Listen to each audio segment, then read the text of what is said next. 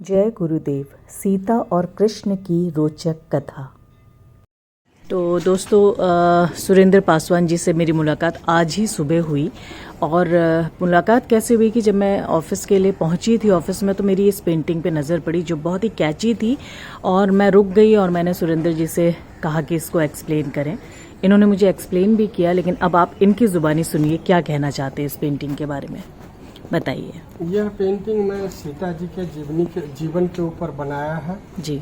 जिसमें सीता जी की जिंदगी के ऊपर पूरा पेंटिंग बनाना तो असंभव है मेरे लिए, और इतने छोटे कैनवास में तो संभव नहीं हो सकता जी। फिर भी मैं एक बहुत ही रोचक पार्ट उठाया है रामायण से, जो जब सीता जी बाल्यावस्था में थी, किशोरावस्था में, शादी का समय था, तो एक दिन की बात है, सीता जी जनक जी कहीं गए थे, तो सीता जी सोची कि कोई नहीं है तो हम पिताजी के मंदिर का साफ सफाई कर दें ताकि पूजा करने के लिए उनको सुविधा होगी। तो उन्होंने क्या किया, वहाँ पर एक शिव धनुष रखा था।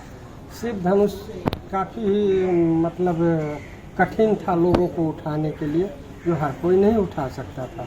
लेकिन सीता जी एक देवी थी, दैविक शक्ति थी, उन्होंने बाएं हाथ से ऐसे पकड़ा और शिव धनुष को ऐसे उठा लिया, और दाहिने हाथ से उसकी सफाई करके, हमारी मिथिलांचल की परंपरा है कि गाय के गोबर से जमीन को लिपाई करते हैं। हाँ, जी। पूजा के लिए। जी। तो यहाँ मैं दिखा रहा हूँ कि गाय का गोबर का चिन्ह दिखा रहा हूँ कि ऐसे लिपाई हो रही थी। जी। बाकी ये जमीन खाली है मंदिर की जी। अंदर में। तो उसी समय जनक जी वहाँ आ पहुँचे। उन्होंने देखा कि अरे, जिस शिव धनुष को बहुत बड़े बड़े महारथी नहीं उठा सकते, उस शिव धनुष को जो है मेरी बेटी सीता एक हाथ से बाएं हाथ से उठा ली है और सफाई कर रही है।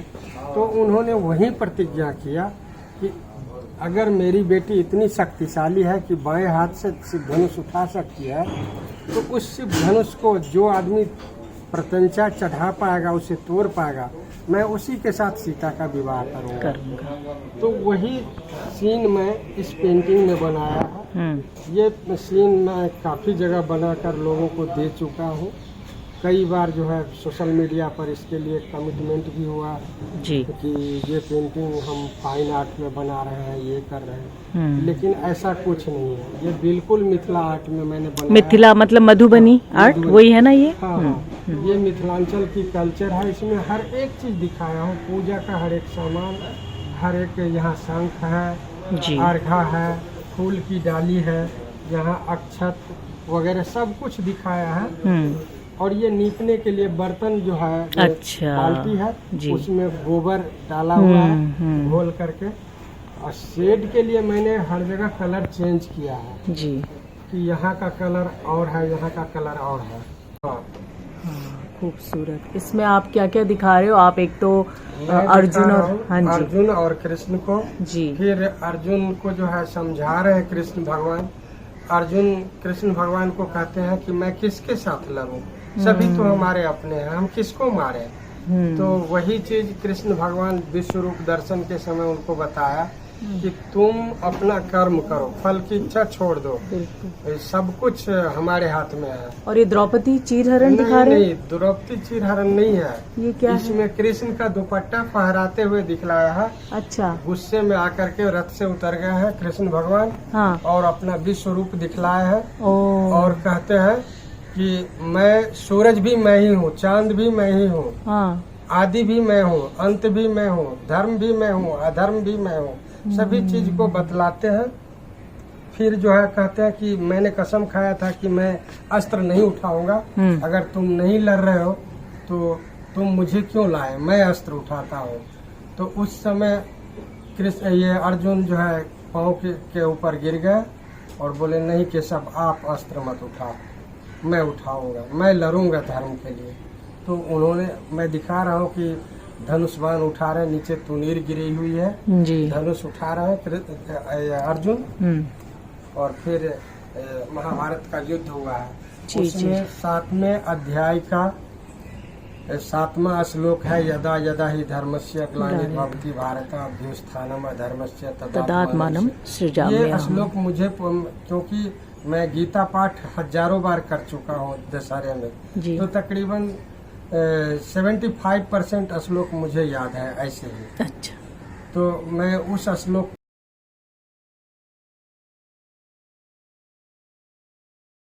तो दोस्तों कैसी लगी ये दोनों कहानियां? आशा करती हूँ हमारे ग्रंथों से ली गई ये छोटी छोटी क्लिपिंग्स आपको पसंद आई होगी। दोस्तों मैं खुद एक कलाकार हूँ, एक आर्टिस्ट हूँ, तो मैं जानती हूँ कि एक दूसरा कलाकार जब इतनी बारीकी से पेंटिंग को बनाता है ना, तो वो सिर्फ पेंटिंग नहीं बनाता, वो उसके अंदर वो विचार चल रहे होते हैं, वो पूरी कहानी चल रही होती है जो वो उस पेंटिंग में दिखाने की कोशिश कर रहा होता है। तो उसी तरीके से सुरेंद्र पासवान जी ने सीता जी के बारे में कहा है, रामायण के बारे में कहा है, कृष्ण जी गीता की बातें करी है। इसके अलावा वो बहुत सारे आध्यात्मिक पेंटिंग्स बनाते हैं और साथ में ना गर्ल चाइल्ड यानी कि एक बालिका के जीवन को कैसा होना चाहिए, कैसा नहीं होना चाहिए, इस पे भी बहुत बातें करते हैं, वो भी मैं आपको दिखाऊंगी। तो बहुत ही प्रोत्साहित करने वाली पेंटिंग्स हैं उनकी और मैंने उनसे खुद कुछ पेंटिंग्स खरीदी भी हैं। तो दोस्तों मैं अंत में यही कहना चाहूँगी कि हमारे जितने भी ग्रंथ हैं हम सबको ना बहुत अच्छी अच्छी सीख देते हैं, हम सबको बहुत अच्छी अच्छी बातें बताते हैं जीवन में, तो हमें ना उनको अमल करना चाहिए। हमें अपनी वाणी से ये लोगों तक ये बात पहुंचानी चाहिए कि हम अच्छा साहित्य पढ़ रहे हैं। हमें अपने स्वभाव से ये बताना चाहिए कि हम जीवन में बहुत अच्छे कार्य कर रहे हैं। कई लोग होते हैं दोस्तों, आध्यात्मिक होते हैं, पूजा पाठ करते हैं, बहुत कुछ करते हैं, लेकिन कहीं ना कहीं उनके व्यवहार में कुछ ऐसी कटुता हो जाती है कि वो बिल्कुल एक सेकंड नहीं लगाते सामने वाले का दिल दुखाने में। अगर आप पूरे दिन भर में कुछ लोगों को खुश कर पाए और पूरा दिन आपने बिना किसी को हर्ट किए, बिना किसी को दुखी किए निकाल दिया ना दोस्तों, तो आपको और कुछ करने की जरूरत नहीं है। आप अपने आप में ही बहुत बड़ा एक पदवी आपको मिल जाती है। आप सीधे सीधे अपने आप को गॉड से कनेक्ट कर सकते हो। तो ये चीज़ लाने की कोशिश करें अपनी ज़िंदगी में और अपना और अपने साथ साथ आपसे जुड़ने वाले लोगों का जीवन खुशमय बनाइए। बहुत छोटी सी ज़िंदगी है दोस्तों, इसको खुशी से और हंसकर बिताइए। यही आशा करती हूँ और फिलहाल आप लोगों से विदा लेती हूँ। मेरे चैनल को सपोर्ट करिएगा दोस्तों, और मेरा जो नया चैनल है उसका नाम है नीम करोली बाबा, तो उसको भी प्लीज़ सपोर्ट करिए। उसका लिंक मैं इसमें अटैच कर दूंगी डिस्क्रिप्शन बॉक्स में। और वो अभी मैंने शुरू किया है जो कि टोटली बाबा जी को समर्पित चैनल है, एक आध्यात्मिक चैनल है। तो उसमें आपको बाबा जी की बहुत सारी जानकारियाँ मिलेंगी, भजन कीर्तन सब कुछ मिलेंगे। तो आशा करती हूँ आप मुझे जैसे सपोर्ट करते आए हैं वैसे ही करते रहेंगे और मैं भी आप लोगों की सारी जो मनोकामनाएं हैं उनको पूर्ण करती रहूंगी। फिलहाल आपसे विदा लेती हूँ। जय गुरुदेव, नमस्कार।